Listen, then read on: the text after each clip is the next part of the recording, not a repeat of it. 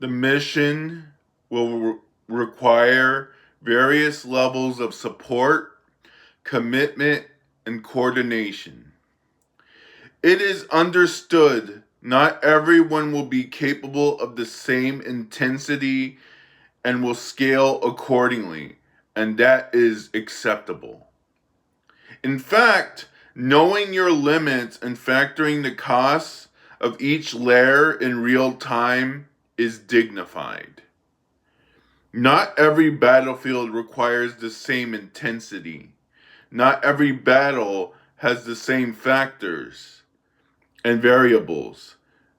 You'd be doing yourself a great service to the overall war effort by knowing yourself. You are not expected to be perfect in the knowing, but you are expected to at least know the bare minimum of what you are getting into. You have the gift of choice. It is an amazing gift. Use it. Never squander it. I know you have this gift because for me, my choice is full commitment or full defilement. Anything in the middle of that is closed off to me. Not many choices, right? You can take a guess which one of these choices my inner nature and my conscious mind is actively embracing. Active closure is paramount to this path. You may follow my example, or you may not, as long as the costs are paid, regardless of your choice. You need not worry or second guess yourself. An addled or divided mind will not serve you. It never served me. I was raised in a Christian household with the concept of eternal torture in hell and eternal paradise in heaven. I'll say this: the institution itself has done loads of good. The praise and worship is passionate and joyous. It touches people's hearts, souls, and minds in ways that has brought a sense of belonging in these troubled times. But I will never be folding back there, never again. The doctrine of hell weighed heavily on me. I was just a child then. I didn't have the framework for eternal torture for finite crimes. Even as an adult, I don't believe I have the full framework. But I violently reject the doctrine of hell and any incarnations that share its DNA, for better or for worse. My second home was in the Church of Jesus Christ of Latter-day Saints. I was odd.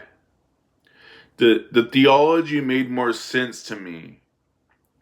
When I went in the temple, I felt the overflowing grace and love of the Spirit.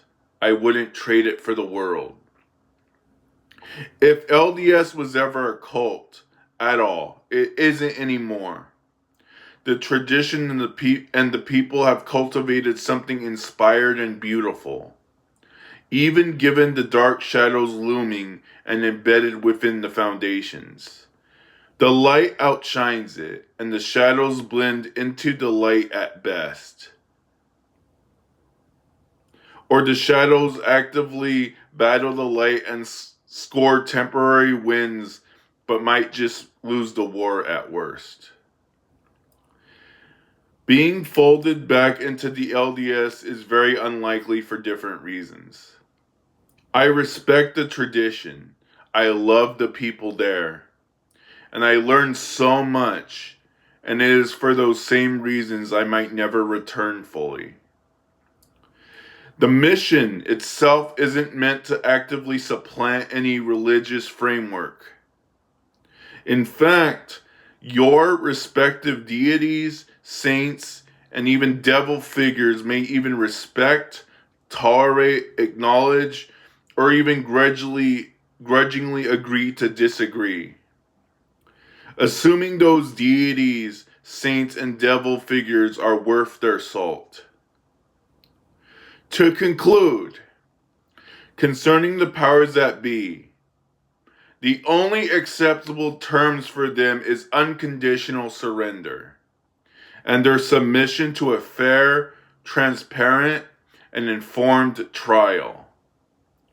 Do not be fooled by deception, conditional terms, and any other weapons that the powers that be will deploy. The overall scales will soon be balanced. After what feels like almost an eternity of being tilted conveniently in one way.